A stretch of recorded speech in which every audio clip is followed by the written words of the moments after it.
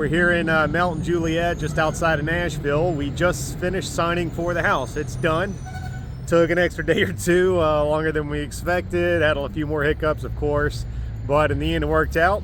We got the keys. Our agent put a cool little honeybee on there, pot of honey on the keys for the house. So pretty awesome. We're really excited. I'm pretty exhausted.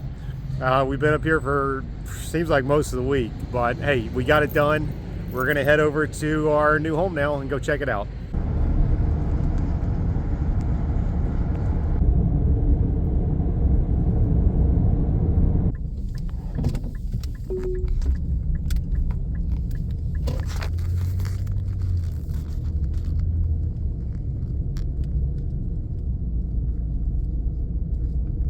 All right, we made it. There's the house in the back.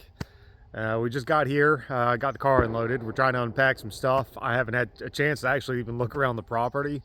Not once since the one time we came out like a month ago or so and really liked it. So I'm actually gonna walk around the property now and kind of check it out for the first time slowly. But yeah, feels pretty good. We finally got it. Like I showed earlier today, we got the keys, paperwork's done.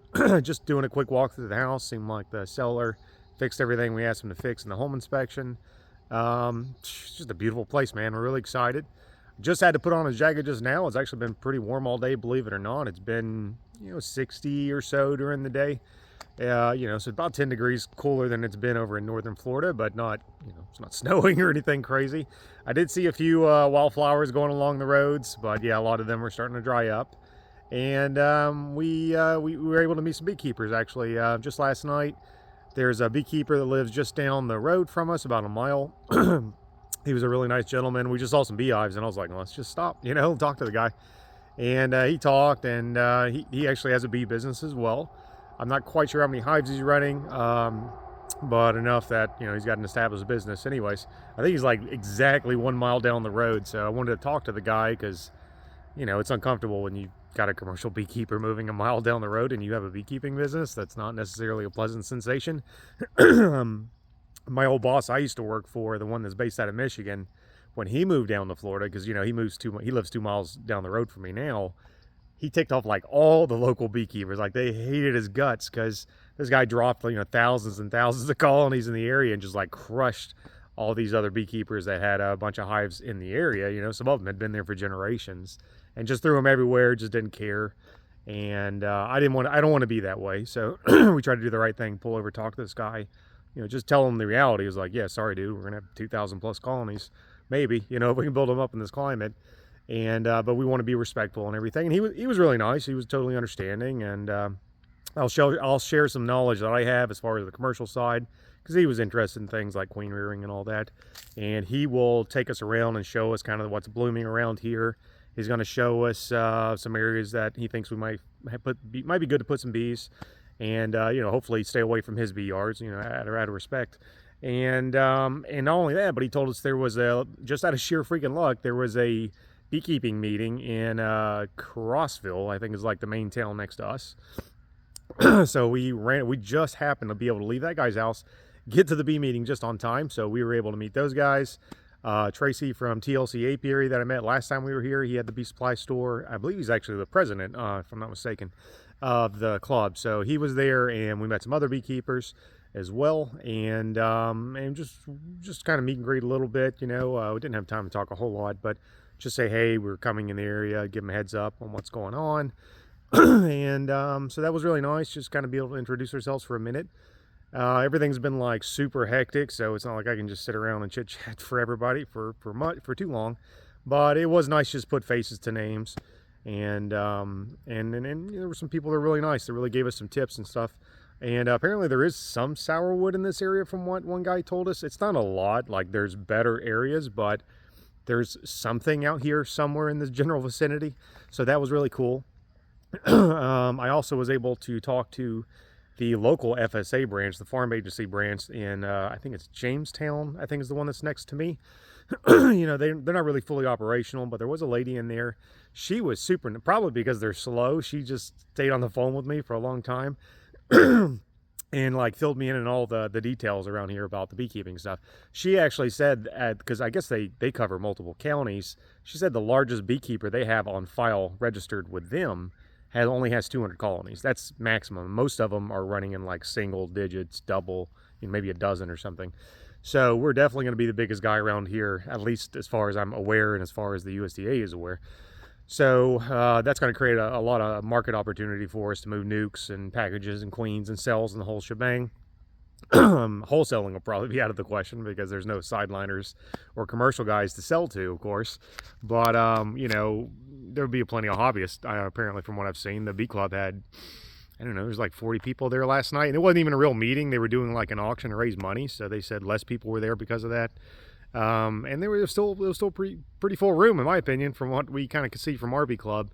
So, but anyways, the lady from the FSA, she actually doesn't live far from where we just moved here, apparently, she told me. So she's going to link us up with some commercial farmers in the area. She said she knows a few that operate with thousands of acres. So she's going to pass our contact information, see if maybe they're interested with bees. She said she personally knows at least one apple farmer, like commercial apple farmer, and one commercial buckwheat farmer, which you know, I know my old boss made a lot of money pollinating the apple orchards up in Michigan, and apples, from what I understand, are not very hard on the bees.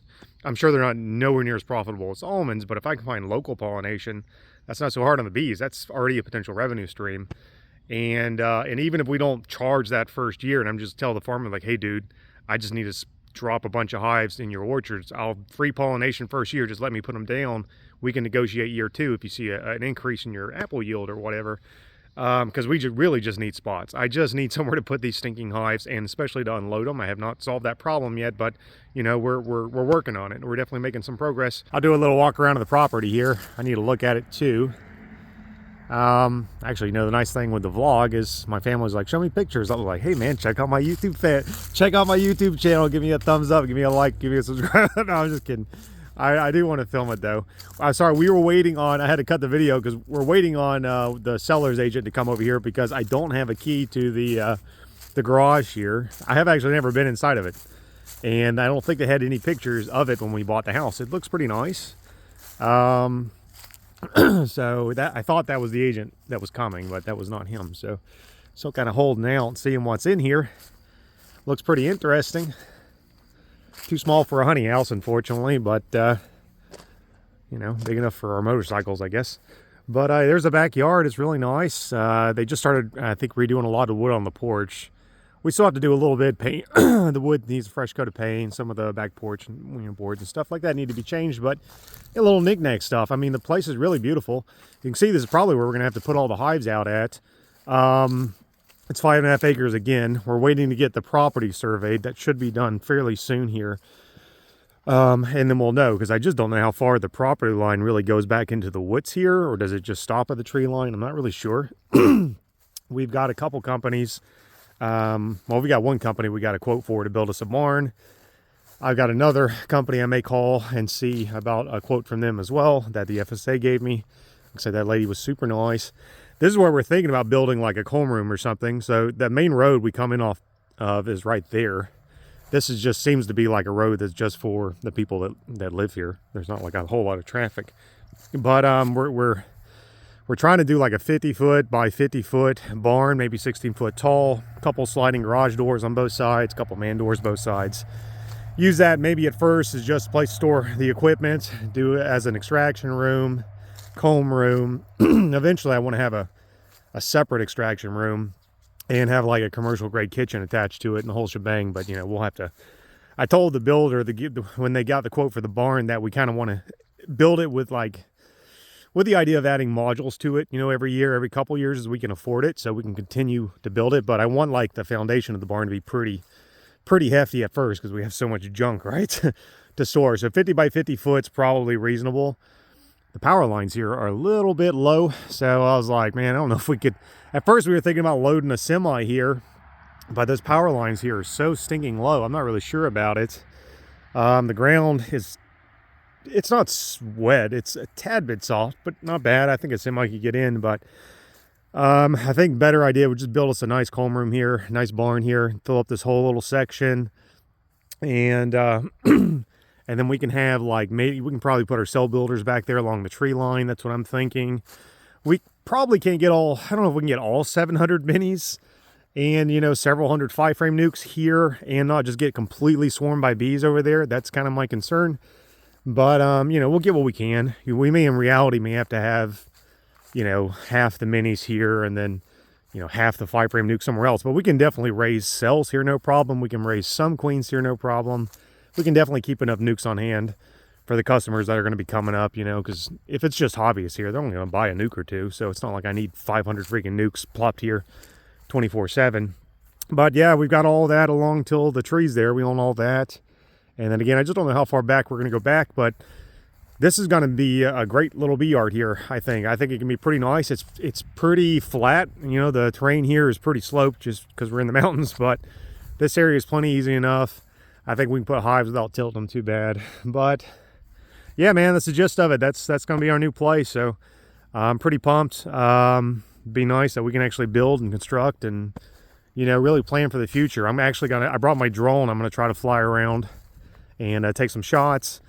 And I'm going to go ahead and flag and mark out and see what a 50 by 50 foot barn would look like over there. And other than that, I'm just waiting on this guy to bring me the key so I can get our garage for the first time. And we're just going to get unpacked, and we got to head back to Florida here in the morning. So we're just trying to do everything we can. And you can see I'm about to run out of daylight, but beautiful place. We're real happy, and we'll be back in Florida tomorrow working bees again. But this is it, guys. This is the future for Walk in the Woods apiary. Oh, and I did want to say that we registered the business with Tennessee. So Walk in the Woods apiary is a formal business now in the state of Tennessee, as well as Florida too. We kept our license there. So kind of cool. We are official Tennessee residents and Tennessee business owners. This is our neighbor that's right next to the house. So there's already a nice pasture out there. I want to talk to this guy, see if we can unload a semi out there. Have not had a chance to meet him yet, but you can see in the skyline there, just the mountain ranges. I mean, it's really just absolutely beautiful out here. I mean, we're literally, to me, it's in the mountains. Some people tell me this is still not super high elevation, but to me, it's just really gorgeous, man. Totally different landscape than Florida, but way more interesting to look at than flat nothingness that Florida is. You drive for 5 hours in Florida and you see nothing but pine trees, oaks, maybe a couple of swamps, but out here it's just like you're constantly winding and weaving through these mountains and the ridges and the elevations going up and down. You can just see all the flowers, the colors. It's just so different. Some of the stuff here is starting to die off, and I'm telling you, when you're like driving through the roads up here, it just looked like somebody painted this place. It's crazy. I'm so not used to seeing seasons. You know, we just have evergreen trees up there where I'm at. So this is really, it's really nice. Like yellow leaves. I'm like, what is this thing? What is this strange color? So I really love it, man. It's so beautiful up here. I kind of flagged out a rough 50 by 50 foot section of the barn, and I gotta say, that sucker sure looks a lot smaller than I was thinking. You can't see it, I guess, but there's a flag like right back there, almost at the tree line. It comes along here, and then it shoots. I went a little crooked. So there's the other flag over here, and then the other flag's also against the tree line. So kind of just this little section here. That's a 50 by 50 foot. I did try to extend a little bit because we've got plenty of room to the road here. That's the 50 foot flag marker. If I come out here to 75 foot, that looks much better. That's a nice sized barn. We found the local builder we found. He seems like a really nice guy. Tracy from TLC recommended him. He gave me a quote for $37,000 to do a 50 by 50 foot. That's metal roof, metal siding. He's gonna kick in 2 man doors, because I want a door on both sides, and 2 garage, or he's gonna frame out 2 20-foot garage doors. It's not including the garage doors. Things are expensive too, those big rolling ones. I want to have a door on one side, another door on the other side where I can kind of roll on through. So we probably wouldn't have the barn like literally against the tree line if I want to be able to come through. But so if we don't own too much more into the woods there, then I'd have to bring the barn out more. I could probably start it where that 75 foot marker is. So I don't know. I mean, the price is not bad. The guy quoted me or anything. I mean, we still have to get electrical. We still have to get concrete, of course. But, you know, we just pay for those things in sections as we're able to. I don't know what. Obviously, I think if you went from 50 foot to 75 foot, it wouldn't hopefully skyrocket the price that much. I know nothing about construction, so it could be more expensive than I'm thinking, but when I've got everything flagged out, man, this space sure looks better. Sure would be a lot nicer with a larger barn, but it's just a lot to pay for with the move and everything going on, and freaking government still shut down and all this crap. So there's way too many unknown variables for me to really even think about pulling the trigger on this yet, unfortunately. What I wanted to do was have this guy build this barn while we're still in Florida, basically, and then as we're moving stuff up, you know, we can start stashing stuff in the barn. Like, he could finish it before we're like fully like moved in. Or definitely at least have it done by the time, you know, we move, you know, hardcore in February when the bees are gone. So I don't know. We're just juggling a heck of a lot of stuff, man. But that's kind of the idea, is what I'm thinking. I think it would be a nice section to have a little barn here. I kind of think I could see us having like a little honey stand here, because that road's, we're in the country, okay? None of these roads are high traffic. Let me just say that. But that seems to be a high traffic road. High traffic for this area road. So we could probably sell a little honey here. I don't know. I'd love to get like a little shed that's like a third of that size and stash it around here. And that's what I want to graft our queen cells in. That's my hope. So hopefully that's something we can put on the to-do list as well, because I'm tired of grafting in the house, tired of grafting on the carport or on the porch or back porch in this case. And I want to kind of have the business sort of separate. You know, it's not going to be perfect, but like that tree, or at least the garage, I want that kind of be my personal space. And then everything else I give to the business. It can be the barns, whatever. When we get employees, the employees can come park over here. Customers come over here, and just, I'm tired of people coming up to my front door and looking through my window first thing in the morning, you know, when I'm half naked drinking a cup of coffee like they do in Florida. I'm just sick of it. So I want to plan to have, you know, private life and business life. So that's kind of what we're planning on doing. But anyways, I got a lot of options here. At least it's a really nice little spot.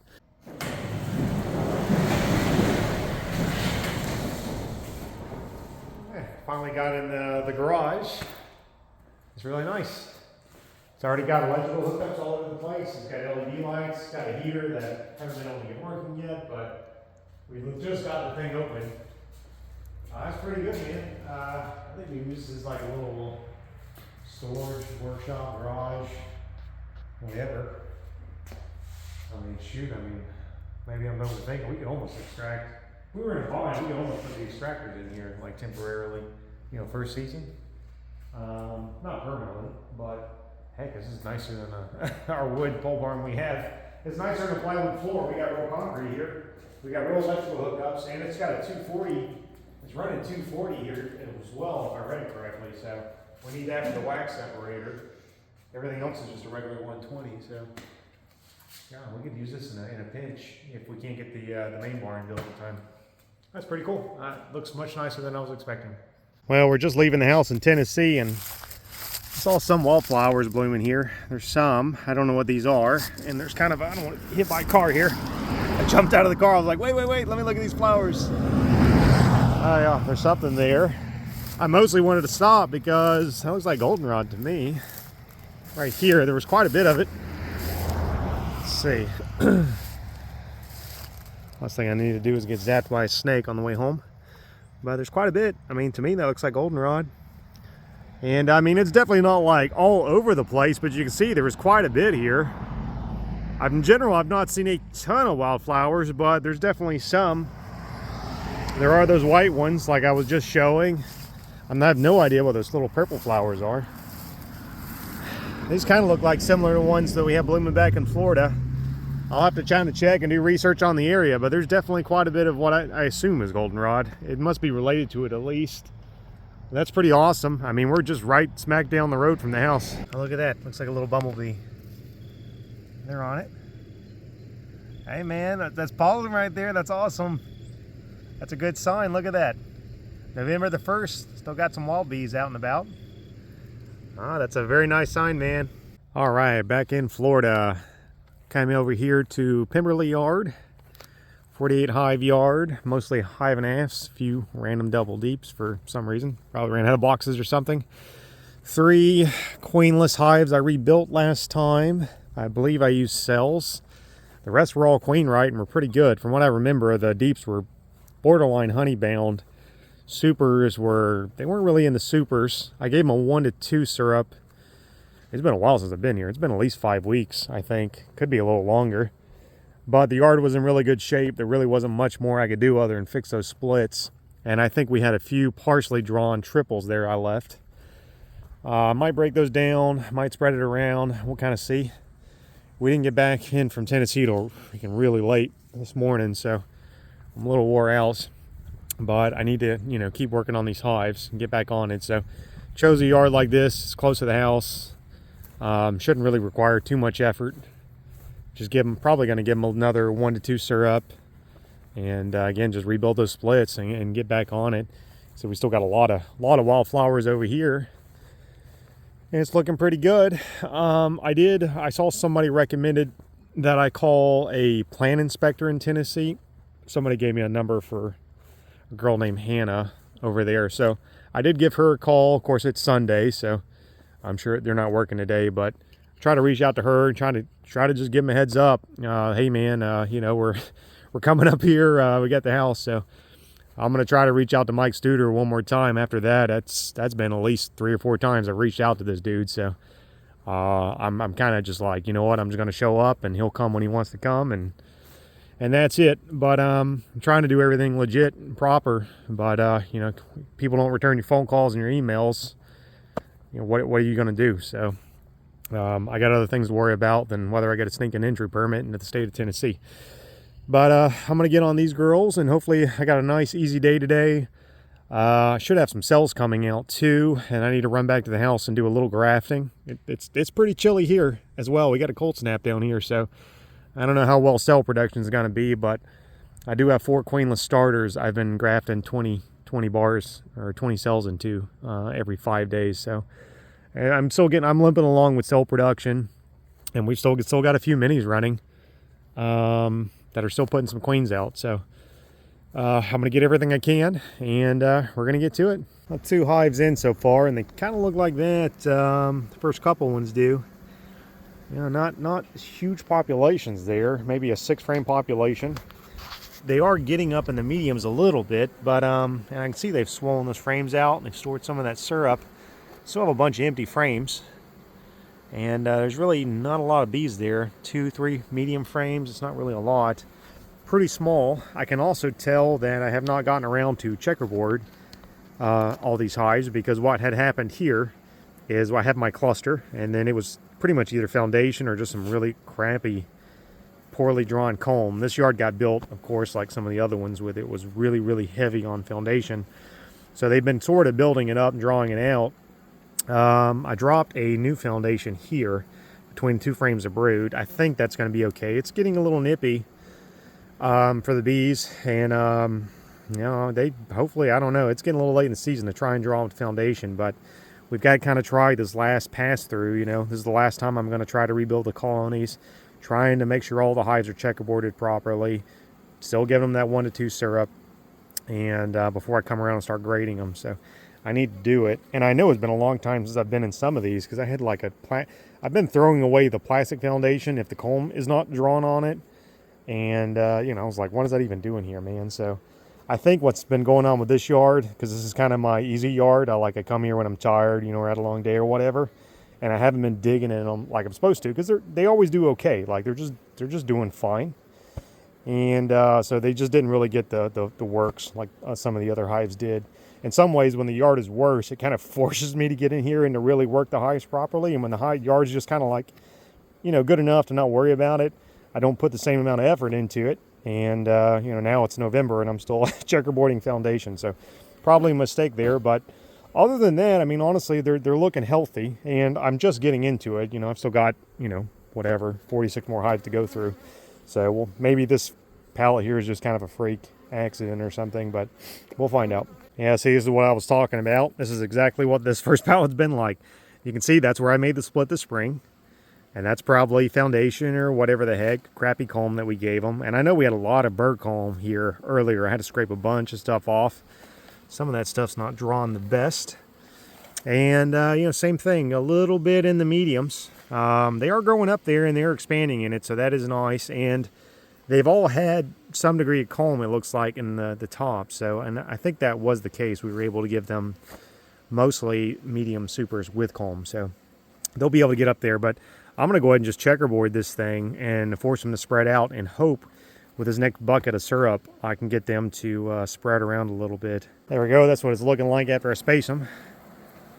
They look a little more like a box of bees now. Not totally.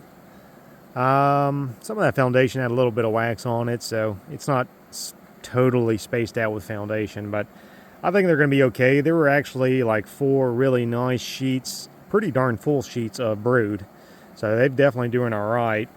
I haven't even really been looking up in these mediums. I haven't really messed with them. There might be some brood up there too, but man, if they got 4 frames of brood, I'm pretty fine with that.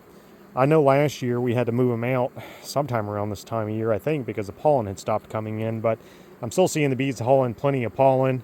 This frame out here was just solid pollen up here against the wall.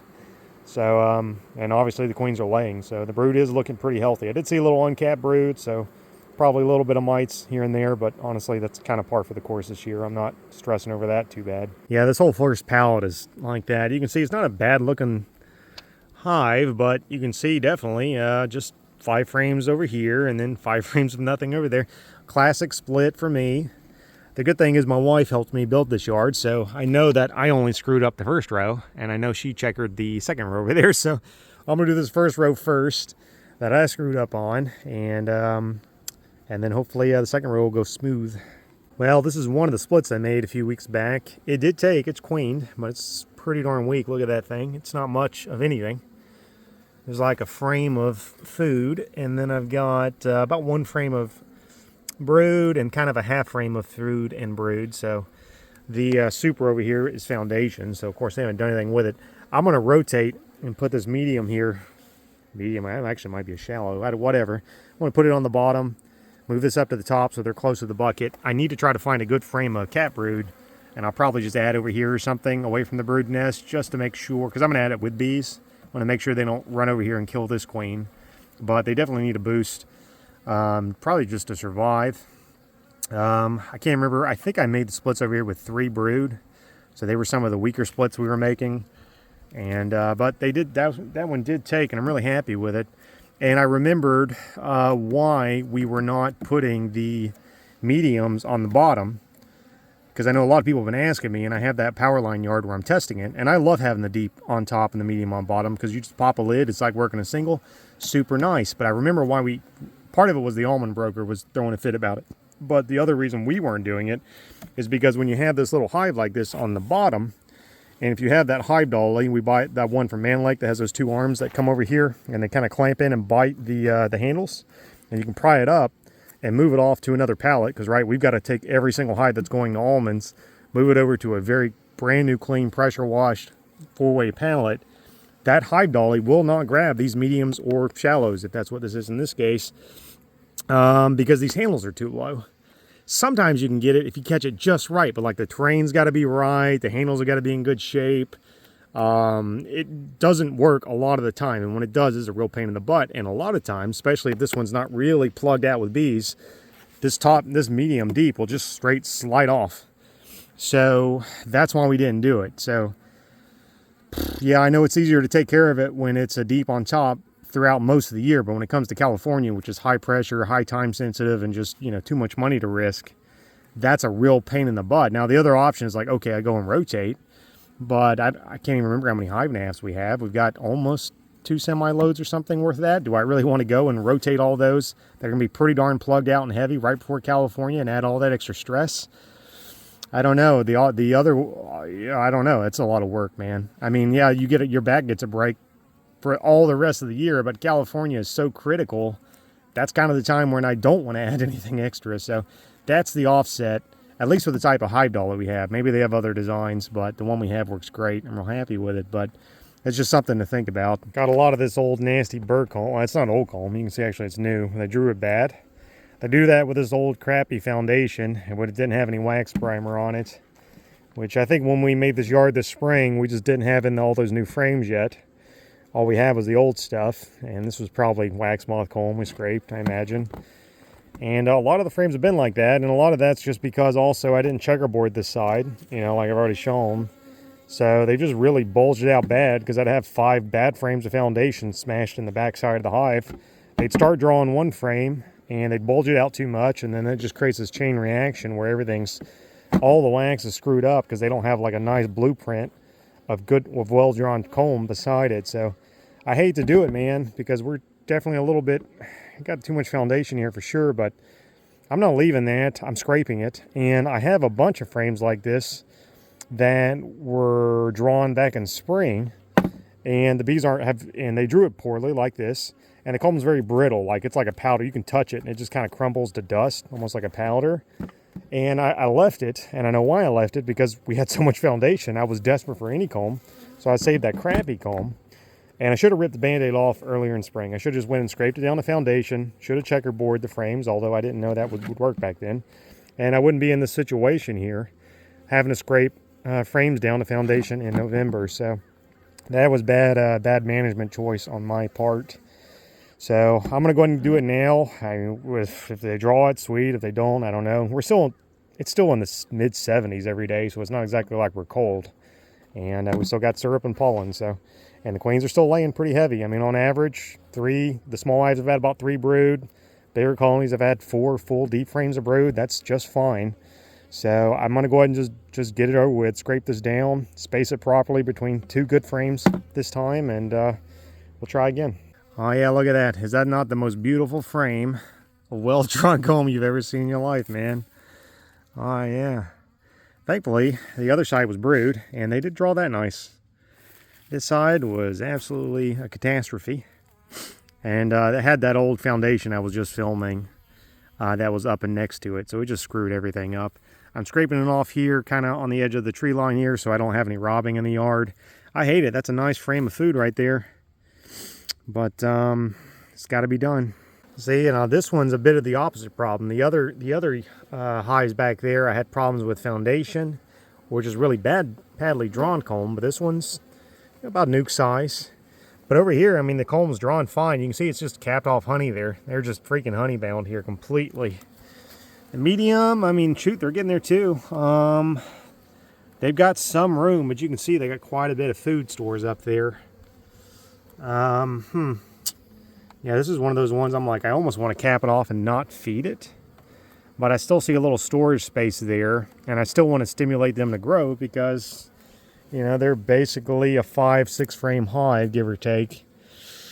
I could pull some of this honey and give it to some of those ones over there where I had to scrape all the comb off. I may do that. And I had one hive over there for some reason. It was just dead. I don't know why.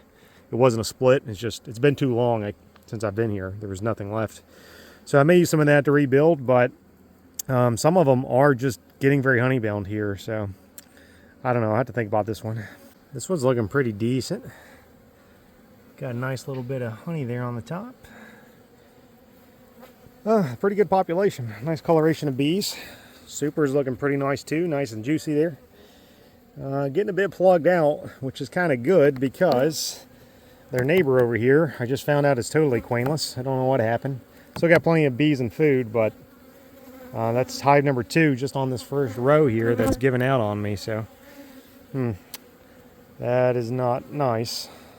Oh, look at that. Found a green queen. That was a queen from last year. She's doing pretty good. She's got a nice little hive. I'm going to snatch a couple frames of brood out of her to fix one of those dead outs over there. The dot's still pretty good too. Look at that. Good job, girl. I'm still treating the hives with Fumidil. My little sprayer here kind of broke, but I found out when that little top broke off, I can kind of give them a little squirt like that. That's what I've been doing. I've honestly just been going in here, giving them a little squirt, giving them a little squirt. Super easy. No idea what the dose is, but it doesn't seem to be hurting them. And I'm definitely going through like a full bottle with that method per 12 pallet yard. So it's a lot heavier than when I was spraying them properly, but heck, I don't know, man. I guess it works. Makes me feel good anyways. Sometimes the peace of mind's worth it. And it only adds an extra 5 minutes or so to the yard, so not bad. Finished with Pemberley. You can see I'm running out of daylight here. Shoot. I thought this was going to be a short day, and I was going to crack these girls in half and maybe rebuild a couple bad hives and give them a shot of syrup and go home. But those frames really needed to be taken care of, and I got it mostly done. I think I feel pretty good about it. Everybody's pretty much like what I was filming. I mean, you had either foundation bound hives, or you had hives that were bound up by just them drawing out bad foundation with bird comb. That I scraped all that stuff. I said to heck with it, scraped it all, scraped it out there in the woods, so I didn't have any robbing issues. And then the side of the yard here that my wife had done, because she checked that foundation, they had mostly drawn it out and drawn it well. So her side had a different problem. Hers was just honey bound, mostly all of those. So I was able to give some resources from over there and bring them over here and try to balance the foundation out and the honey binding. Ends up that we had, I think, 5 queenless and or dead hives. I rebuilt all of those with at least 4 frames of brood.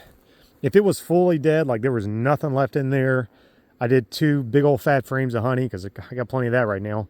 4 frames of brood, and shook maybe an extra frame of bees or so on it on top, just to give them an extra little population boost. If they were just, the queen had failed and they're still full of honey and pollen and bees and all that, I just dropped 4 frames of brood in there with the bees. Obviously don't have any cells or anything with me. Not going to have time to go out and graft or even harvest the cells, I think, by the time I get home. So I'll have to do that in the morning. I can bring them back here if I want to, but I also have to do another yard this week that I know is like 20 plus splits that I made, so probably better to save cells or queens over there. But yeah, the hives are looking really good. I'm not seeing any sign of them slowing down like I did last year. So I don't see any, at least as of right now, I don't think we're gonna have to move them out or anything. They're doing fine. I mean, look, there's tons of little wildflowers blooming. They're bringing in tons of pollen. Main issue really, is like I said, it's just either I screwed up on my side with the foundation problem, and then this side's just pretty honey bound. You can see I did end up feeding them in the end. It's a really, really thin, like a real 1 to 2, maybe, sometimes I'm just adding even a little extra water. I can tell it's getting cold because normally that syrup, when it's a 1 to 2 ratio, it'll fully blend and mix in like 5 minutes. I mean, that tote's like sloshing around like the ocean. It took like 15 minutes for that sucker to really mix well. And when I first tried to fill the buckets, it was just coming out like solid syrup. The syrup hadn't started crystallizing yet, but it will. It's just that it's just so cold. I need to mix the the syrup a little earlier, I guess, maybe especially when it's warm. It's getting chilly at night, but again, it's still pretty hot during the day. I did have one queen here. I couldn't tell if she was a drone layer or not. It was a queenless split that I made, I don't know what it was, 5 weeks ago or so. So there was cat worker brood in there. But I think this hive here was a drone layer last month, and that I pinched her and just rebuilt it. And I think some of what I'm thinking I'm seeing as drone brood is really just, you have a bad drone layer, they bulge out the brood comb there. And when you have a new queen, she lays with that comb still kind of bulbous looking. It's that like kind of in between, like, yeah, she could be bad, could just be that the old queen damaged the comb. A lot of times I'll take my hive tool and just scrape off the cap drone larva or pupa, and the bees will clean it out, and that kind of flattens the comb again, so you don't have that weird hills and valley issue that you end up with a drone layer. I probably didn't do it here. Sometimes I don't. I'm like, yeah, maybe, I assume the drones are still viable from a drone layer. I don't really know why they wouldn't be, so I always think, oh, maybe it'll boost mating rates, but I'm not actually really sure on that. That looks like a little swarm, but I think that was an old colony that I shook out, because there were a couple drone layers out here. So mating was not super great, but yeah, you saw I came into this location with 3 queenless hives, and I'm leaving with 5 queenless hives and maybe 1 extra, I'm not sure, maybe a bad queen hive. So that kind of sucks. I almost doubled the queenless colonies here. So that's kind of the opposite of what I'm trying to do. But I know me remaking these splits, especially if I do them queenless, I'm taking a big risk doing it. I mean, it's now in November. I'm still going to continue to do it. I think it's okay. It kind of forces me to equalize the frames and spread the colonies around and really dig in them and check them. Some of them will mate. Obviously, the majority of them will fail. But I think by the time I get back around, the moths are not really an issue. Beetles aren't really an issue this time of year. So I can probably take that stuff and the resources that are remaining and just spread it back around to the other colonies. So I don't think I'm really hurting too much. Of course, me pulling the brood is disrupting the mites and stuff. So there's some benefits to resplitting. As long as I don't lose those resources, And I'm pretty sure I won't. You can see I made some here, even with the mediums there on the bottom. But it's just because that medium there was a box of foundation. This one was completely dead. I rebuilt it. They're just doing better if they're right under that bucket and not like down here where the bucket's dripping on their heads. And as it's getting colder, I'm getting more worried about adding all this additional water to the syrup. Obviously, during the day, if it's in the 70s, they're going to be just fine. But I hate feeding them this late and it potentially dripping and dripping, because that thin syrup will drip much faster on them. But I was thinking about it last year, and I don't recall having any really serious problems with it last year. I remember giving them like a 1 to 2, well into November and beyond. And they seem to be all right. The strong colonies will definitely be fine. I'm a little concerned with the little splits and stuff. But other than that, the brood looks healthy. I mean, the queens that are here are good. I only kind of marked one hive for like that's ready to go to California, but that's just because I manipulated most of the hives here, and I don't like selecting them to go if I go in there and rip them apart, because maybe I accidentally pinched a queen or something, when I was putting a frame in. Who knows? So, but I do think that most of the hives here, minus the splits, because right, that's a big unknown gamble there. I think all the queen mite colonies will probably make it. My main issue really truly is going to be to watch out for the honey binding. But that problem kind of can be solved by just not feeding them, which I'll be able to do here probably pretty soon when I run out of syrup. So that problem may solve itself. Otherwise, there's not much else to do. Like, this yard probably doesn't really need much else outside of the, me taking those resources from the splits that may fail, spreading them around. There's not any serious mite issues here. It's under control. And that's it. And they don't really need any more feed. The only time I might feed them, maybe, is just to help draw those foundations out that I scraped and spread around. But maybe they'll do a little bit with these 2 gallons. I don't know. And honestly, the foundation levels now are, since I equalized a little bit, are not really a concern. If I got a few frames of foundation in each hive, it's probably okay. They are moving in the mediums. They're doing much better on this side, but they've got a few frames there left to expand, so they definitely can move up if they want to, and I hope they do. But that's it. I'm gonna call it a day and get some sleep. I'm pretty fried, but this yard's pretty much done, man. I mean, there's not really much else to do here. All right, guys, thanks for watching, and I'll talk to you next week. Bye.